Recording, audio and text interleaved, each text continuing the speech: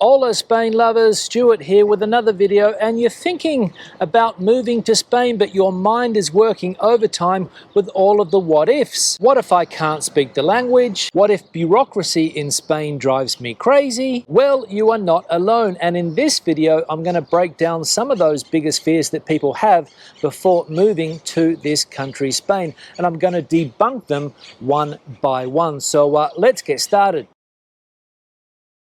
So I reckon that this is the biggest fear that the majority of people have before they plan a move to Spain. Will I be able to speak the language? Will I be able to learn the language? You might think that you are too old. You might think that you're not very good with foreign languages, and maybe you have been scared to try and learn a foreign language over the years. Well, the fact of the matter is that you don't have to be fluent in the Spanish language when you first arrive in the country. Most people that move here from an English-speaking country, whether it be somewhere in the United Kingdom, Canada, the States, New Zealand, Australia, start with just the basics, the basic things they need in Spanish to get by on a day-to-day basis. And those basics can be picked up fairly easily nowadays.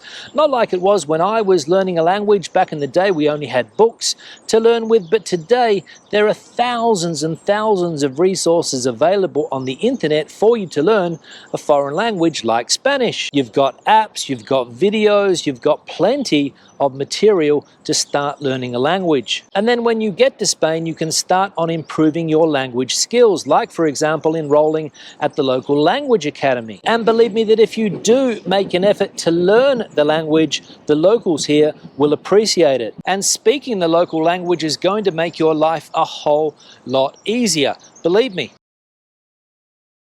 Now this next topic, very, very important for people moving to Spain that are not retired, still need to work, still in their active working years, and they're worried about whether they'll be able to earn a living here in Spain. Well, and let's be honest about this, because the fact of the matter is that it's not easy to find a good job here in Spain, especially if you are not fluent in the Spanish language. If you are bilingual, that is, you speak English and Spanish fluently, you shouldn't have an issue getting a job, but only speaking English means that it's going to be tough. However, the good news is that working in Spain nowadays, in my opinion, of course, is easier than it was 25 years ago. And I'll tell you why. And basically, it's got to do with the fact that there are lots of ways to work remotely nowadays that didn't exist 25 years ago when I first came to Spain. So that's a pro. A lot of the jobs that English speakers here in Spain fell into back in the day, for example, teaching English, still exist, but the market is changing quickly. And Spain nowadays, I would say, is a little bit friendlier towards entrepreneurs than it has been in the past. But again, my opinion. And the fast changing labor market also means that there are other visa options available nowadays too. For example, the digital nomad visa. So if you are still working and you want to enjoy everything that this country has to offer, that visa option might be just for you. Now the next thing we need to talk about, and this is a big fear for a lot of people, I know that personally, and it is having to deal with Spanish bureaucracy. And yes, Spanish bureaucracy can be slow, it can be a nightmare, but it is not impossible to deal with. Thousands and thousands of foreigners coming to this country manage Spanish bureaucracy every year. And basically, when it comes to bureaucracy in this country, there are two ways of dealing with it. You can do everything yourself and experience the headaches that will involve, or you can pay somebody to do it for you. And these people come in very handy indeed. In fact, I have been paying a person to do all of my bureaucratic needs for the last 20 years. They're called gestores, G-E-S-T-O-R-E-S, and they'll save you a lot of time, a lot of headaches, and a lot of frustration. Is Spanish bureaucracy getting better? Is it getting easier to deal with? Well, some people seem to think that it is, and some people seem to think that it isn't. And I personally fall into that latter group who thinks that it hasn't improved all that much. So the story here is, yes, you can have some frustrating experiences with Spanish bureaucracy, but you might get lucky and have a stress-free experience. And if you want to guarantee a stress-free experience, pay somebody to do the stuff for you. Now, another worry a lot of people have before moving to this country relates to health. What if I get sick? People ask themselves, is the healthcare system in Spain any good? Is it expensive? Well, to put it simply, the healthcare system here is very good and it's not expensive. And both public and private healthcare systems are excellent, in my opinion. If you are a legal resident here in Spain, then most likely you will be eligible for the public healthcare system. And if not, private healthcare is not expensive and, as I said before, is very, very good too. Many doctors in both the public and private healthcare systems will speak a little bit of English, but don't expect doctors or nurses to be fluent in your language. So that's another reason why it's fundamental to learn the local language here so that you can communicate in all situations, for example, health situations. So to sum up, healthcare here in Spain, big thumbs up.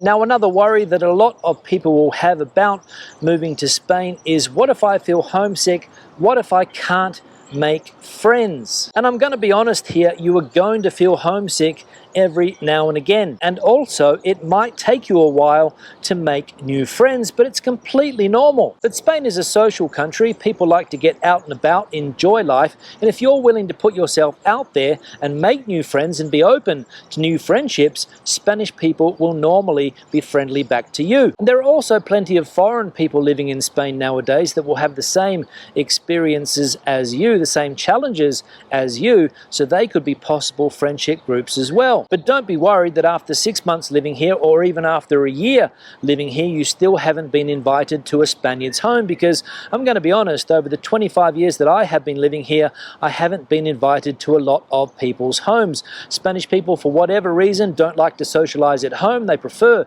to socialize in the street, at bars, at restaurants and things like that. So if you don't get invited to people's homes, don't worry, it's just part of the culture here. Oh, and by the way, with all of the apps available nowadays for social interactions, it's easier now than it ever has been to meet new people here in Spain. Now, another worry that some people might have is Spain too expensive to live comfortably nowadays? And the simple answer to this question is, it depends. And what I mean by that is it will depend on where you live and what your income levels are. Honestly speaking, Spain is not as cheap as it used to be, but most countries are in that situation, right? But a lot of people that come to live in Spain still find the cost of living here quite reasonable, especially compared to their countries of origin. So generally speaking, Spain is still more affordable than countries like, for example, the UK, North America, Northern Europe, Australia, for example, especially when it comes to things like rent, groceries and healthcare outside the big cities here in Spain, those being Madrid and Barcelona. And there are plenty of websites available nowadays where you can check the cost of living here in Spain and compare it to your own country or city of origin. Now, another thing that you might be worried about when it comes to moving to Spain, especially if you have kids, is what about the education system here? Will my kids get a good education, I hear you asking? Well, the fact of the matter is that Spain has a decent public education system, and there are plenty of private and international schools available too, if you have the money, of course. Many schools in Spain nowadays offer bilingual education in the Spanish and English languages, and it's more than likely that your kids will become fluent in the Spanish language before you do. And when it comes to university education, the same applies. You've got the public universities and you've also got private universities which have a good reputation internationally. But of course, it will all come down to cost and how much you are willing to spend on your children's education. The public system is cheap and, as I said before, decent, but if you want to get that better education, you might have to go private, and that means spending a little bit more cash. Now, the next thing we need to talk about is the culture here in Spain, the Spanish culture, and a lot of people worry that it will be too different from the culture that they are used to. And yes, it is true that Spain has its cultural differences. Some of them are easy to get used to, and some of them are not so easy to get used to. When it comes to timetable, for example, Spain has a different rhythm. Many things here, for example, meal times, happen at different times of the day, different times than what many people would be accustomed to. For example, example, lunches, and also late dinners, and that for some people can take a little bit getting used to. However, many foreign people that come to reside in Spain do adapt to the Spanish lifestyle very, very quickly. They get used to the late meal times, they get used to having a siesta every now and again, and they come to enjoy the healthy work-life balance here. So yes, the culture here is different, but you can adapt, and it might turn out to be something that you prefer. Now, another thing that people often worry about before moving to Spain is, will they be accepted by the locals here? And it's a good question. And honestly speaking, integration is something that takes time. In general, I'm going to say that Spanish people are fairly tolerant of foreigners. And if you make the effort to learn their language, make new friends, and try to integrate into their society, they will accept you. But as I said, this may take time, so you will need to be patient. And the more you get involved in the community around you, the faster that integration will occur. And the final worry, and perhaps the biggest worry that a lot of people have about moving to a country like Spain, is, what if I regret my decision? What if I leave everything and it turns out to be a mistake?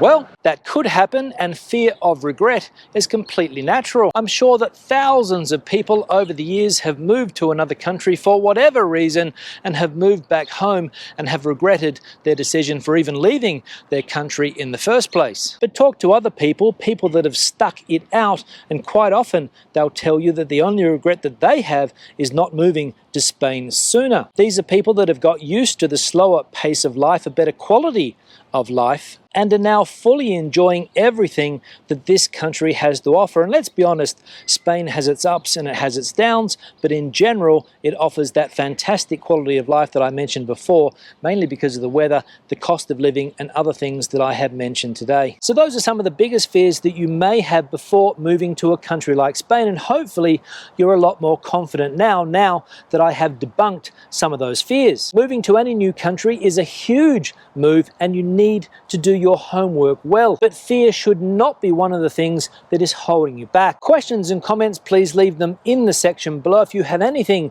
to add to the conversation today, I would love to hear it in that comment section below. If I have missed anything today, another fear that perhaps you have about moving to Spain, let me know in that comment section below. Give the video a thumbs up if you liked it, thumbs down if you didn't. Don't forget to subscribe to the channel if you have not done so already, and help the channel keep on growing. It's absolutely free, so hit that subscribe button. Until the next video, hasta luego from the center of Spain.